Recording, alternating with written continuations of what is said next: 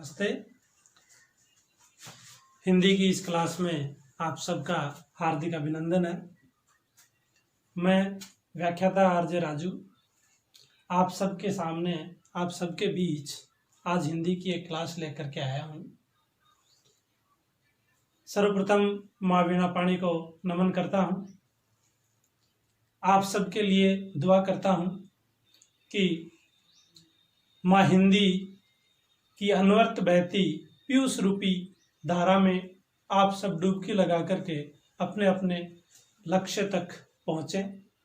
वह माँ हिंदी के लहराते आंचल नीचे हमेशा हंसते मुस्कुराते रहें। इसी दुआ के साथ आज हम सब हिंदी व्याकरण में बिंदु वर्ण विचार पे चर्चा करेंगे।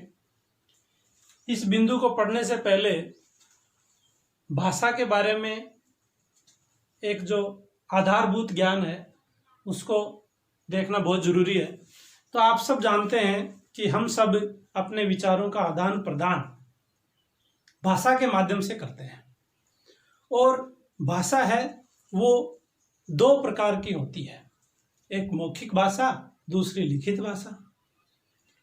लिखित भाषा जो है वो मौखिक भाषा के बाद का स्टेज है। हम सब जानते हैं कि हम अपने विचारों को जब मौखिक रूप से किसी के सामने कहते हैं, अगर उसी को अपन किन्हीं चिन्हों द्वारा लिख देते हैं तो वही भाषा लिखित भाषा हो जाती है। और किसी भी भाषा को लिखने के लिए उसके जो लिखित चिन्ह होते हैं उनको अपन क्या कहते हैं, लिपि कहते हैं। उसको अपन सब क्या कहते हैं, लिपि कहते हैं। और हिंदी भाषा की लिपि देवनागरी है। हिंदी भाषा की लिपि देवनागरी है। आप इस बात को पहले से भी जानते होंगे कि हिंदी भाषा की जो लिपि है उसे अपन देवनागरी लिपि कहते हैं। अब चर्चा आती है किसी भी भाषा के व्याकरण की। तो व्याकरण वह शास्त्र होता है जिसमें हम सब भाषा के शुद्ध रूप को लिखना या बोलना सीखते हैं। तो भाषा के शुद्ध रूप को लिखने या बोलने वाले शास्त्र को ही अपन व्याकरण शास्त्र कहते हैं। इस व्याकरण शास्त्र हिंदी व्याकरण में आज इसके मूल बिंदु वर्ण विचार पे हम सब चर्चा करते हैं। सर्वप्रथम हम देखते हैं कि हिंदी की सबसे छोटी इकाई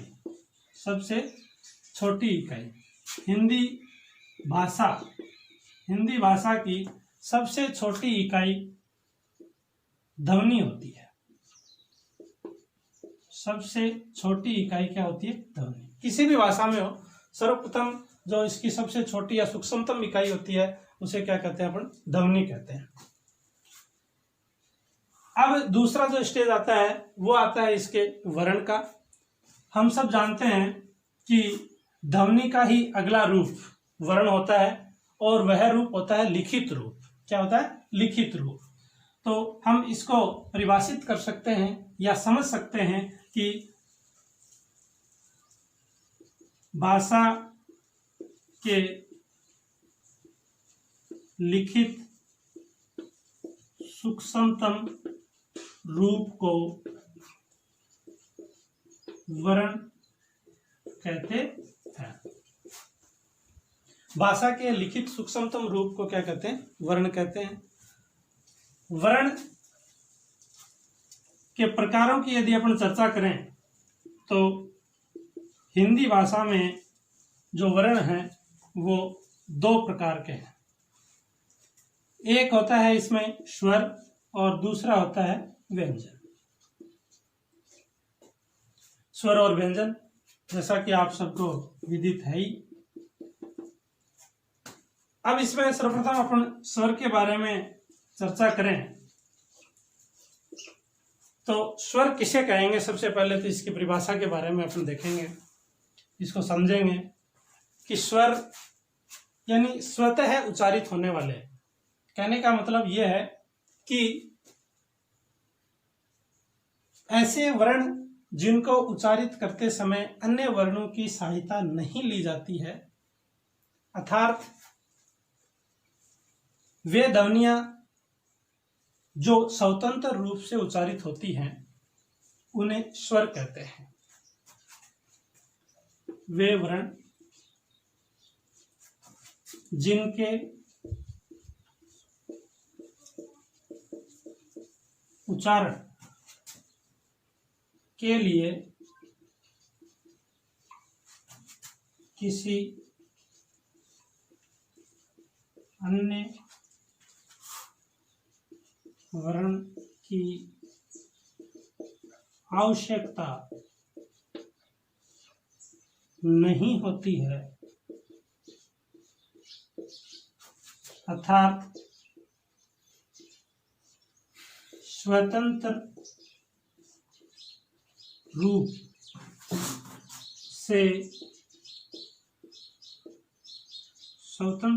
रूप से उच्चारित ध्वनियों को स्वर कहते हैं।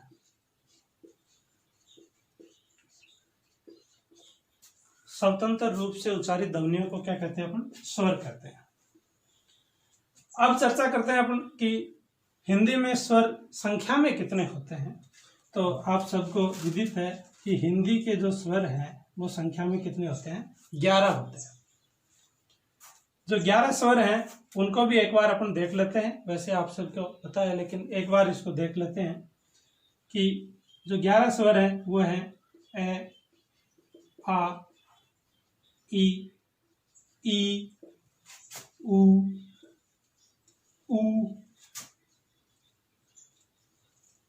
री,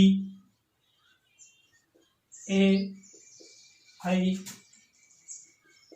ओ और औ।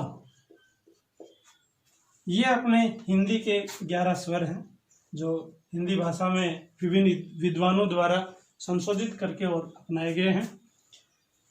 अब अपन स्वरों के बारे में ये चर्चा की है, ऐसे ही अपन व्यंजनों के बारे में भी थोड़ी सी इनकी जो आधारभूत जानकारी है वो ले लेते हैं।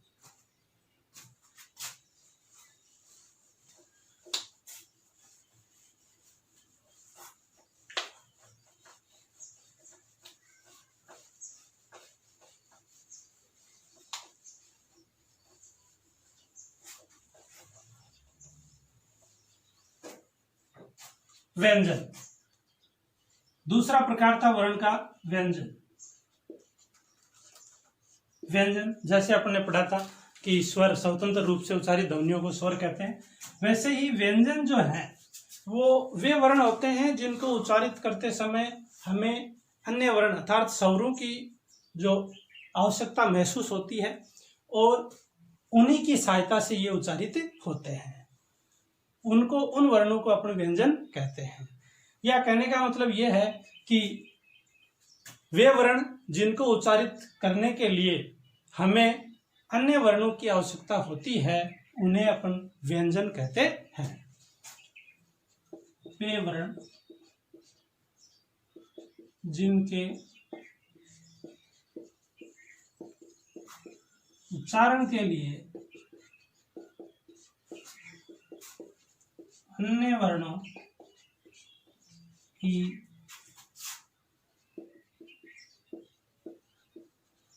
आवश्यकता होती है उन्हें व्यंजन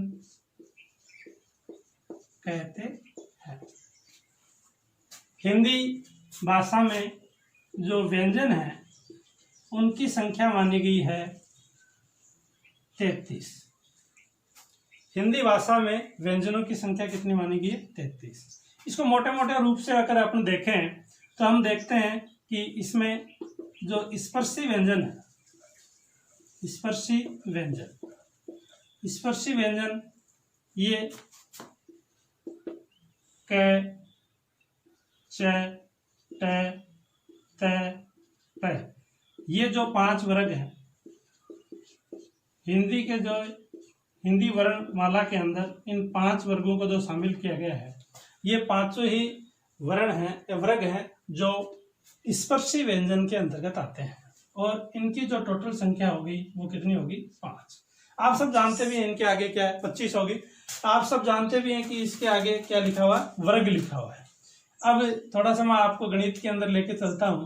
वर्ग का मतलब क्या होता है? वर्ग का मतलब होता है जिसकी सभी भुजाएं क्या हो? समान हो। सभी भुजाओं की लंबाई समान होती है। गणित में उस आकृति को क्या कहते हैं? वर्ग कहते हैं। अब यहाँ पे भी कुछ ऐसा ही है। आप अगर थोड़ा सा इसमें देखेंगे तो भी कि कैसे लेकर के अपन आगे इसकी जो पूरी लाइन है वो अपन लिखते हैं, तो ये देखेंगे अपन कि ये जो है उनकी संख्या कितनी है? 5 है। ऐसे ही अपन इधर भी देखते हैं क, च, ट, त और प, और इधर देखते हैं तो ये भी अपने इसी प्रकार से कितने हैं? 5 है।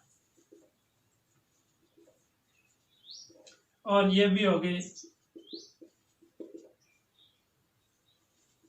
5। अब आप देखेंगे कि चारों तरफ भी इसमें कितने कितने व्यंजन आ रहे हैं? 5-5 व्यंजन आ रहे हैं। तो इसीलिए इसको क्या मान लिया गया? एक वर्ग मान लिया गया कि इसकी चारों भुजाएं क्या है? समान लंबाई की है। और वर्ग का जो क्षेत्रफल है वो क्या होता है? भुजा स्क्वायर। तो इसीलिए 5 को 5 का स्क्वायर करते हैं तो 25। तो ये स्पर्शी व्यंजनों की संख्या कितनी होगी? 25 होगी। अब इसके बाद में इसके अंदर 8 और बच गए, जिसमें से 4 होते हैं वो होते हैं अंतस्थ व्यंजन।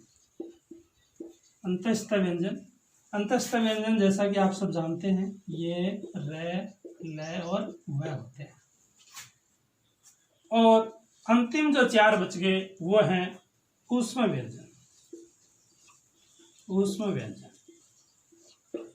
ऊष्म व्यंजन की संख्या भी 4 है। इनकी संख्या 4 से, फिर अपना से और ये है, ये भी कितने? 4। इस प्रकार से टोटल अपने पास में संख्या कितनी होगी? 33। ये अपने व्यंजनों का एक बेसिक जो वर्गीकरण है वो अपने किया है कि 25 जो व्यंजन है वो स्पर्शी व्यंजन होते हैं, 4 व्यंजन है वो अंतस्थ व्यंजन होते हैं और 4 व्यंजन है वो क्या होते हैं? ऊष्म व्यंजन होते हैं। इनके वर्गीकरण के बारे में अपन अभी विस्तार से भी चर्चा करेंगे। तो सबसे पहले अपन स्वर के वर्गीकरण के बारे में चर्चा करते हैं विस्तार से।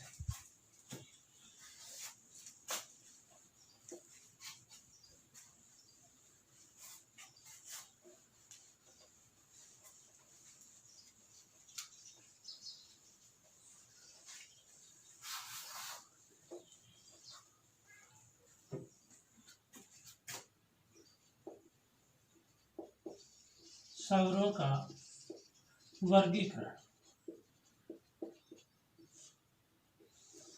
अब देखिए, स्वरों का वर्गीकरण अपन वैसे नहीं कर सकते।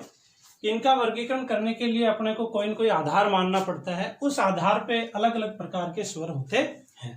तो स्वरों का वर्गीकरण करने के लिए विभिन्न विद्वानों ने 5 आधार माने हैं। कितने आधार माने? 5।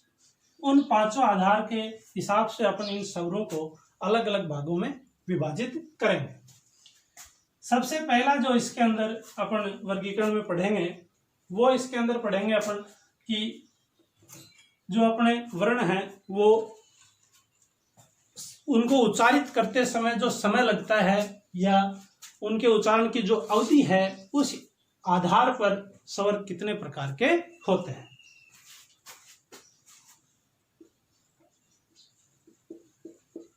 उच्चारण अवधि के आधार पर, उच्चारण अवधि के आधार पर, उच्चारण अवधि के आधार पर स्वरों का प्रकार है वो 2 होते हैं। कितने प्रकार के होते हैं स्वर उच्चारण अवधि के आधार पर? 2 प्रकार के। इसमें से सबसे पहले होता है लघु स्वर और दूसरे प्रकार के जो होते हैं उन्हें कहते हैं दीर्घ स्वर। लघु स्वरों को अपन ह्रस्व स्वर भी कहते हैं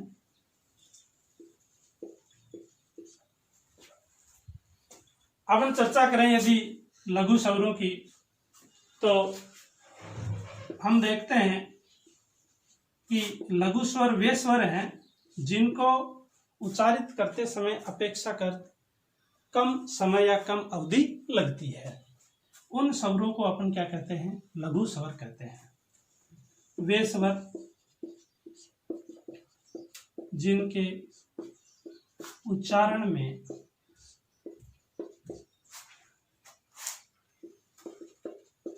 अपेक्षाकृत कम अवधि लगती है, उन्हें लघु स्वर कहते हैं।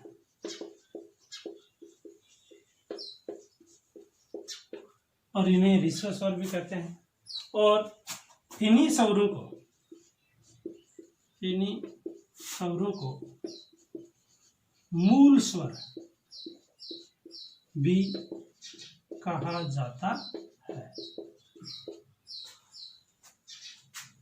मूल स्वर हैं वो माने गए हैं कितने? 4। कितने माने गए हैं? 4। मूल स्वरों की संख्या हिंदी भाषा में 4 मानी गई है। ये 4 कौन कौन से हैं? ए, ई, उ और री। ये 4 जो स्वर हैं इन्हें लघु स्वर, ह्रस्व स्वर या मूल स्वर है वो माना गया है। इसी प्रकार अपन दूसरा देखते हैं, वो है दीर्घ स्वर। ये दूसरा प्रकार दीर्घ स्वर उच्चारण अवधि के आधार पर, इनको अपन कह सकते हैं कि वे स्वर जिनके उच्चारण में मूल स्वरों से दुगुना समय लगता है, दुगुना समय लगता है, उन्हें दीर्घ स्वर कहते हैं। गुरु स्वर भी कह सकते हैं, दीर्घ का मतलब गुरु भी होता है। इनके अलावा जो भी स्वर बच गए वो सब दीर्घ स्वर के अंतर्गत आते हैं, जिसमें है आ, ई, उ, ए, आई, ओ और औ। ये जो स्वर हैं वो दीर्घ स्वर हैं। 11 थे तो ये कितने बच गए अपने? 7। 4 तो उसमें आ गए और 7 इसमें आ गए। ये जो 3 स्वर हैं ये समान स्वरों से मिलकर के बने हुए होते हैं, यानी इनका जो संधि होती है तब इनमें समान स्वर हैं वो मिलकर के और एक दीर्घ स्वर का निर्माण करते हैं। इन चारों के अंदर क्या होता है कि असमान स्वर मिलकर के और फिर इनका निर्माण होता है। अब अपन चर्चा करते हैं अगले प्रकार की। जिस प्रकार से अपन ने पढ़ा है कि भाई स्वरों के वर्गीकरण में पहला प्रकार जो था वो उच्चारण अवधि के आधार पर है। उच्चारण अवधि के आधार पे अपन ने चर्चा कर ली कि जिस स्वर को उच्चारण में कम समय लगता है उसे तो अपन लघु स्वर कह देते हैं, और जिस स्वर को उच्चारण में अधिक समय लगता है उसे अपन क्या कह देते हैं? दीर्घ स्वर कह देते हैं। इसी आधार पर अपन अगला प्रकार पढ़ते हैं।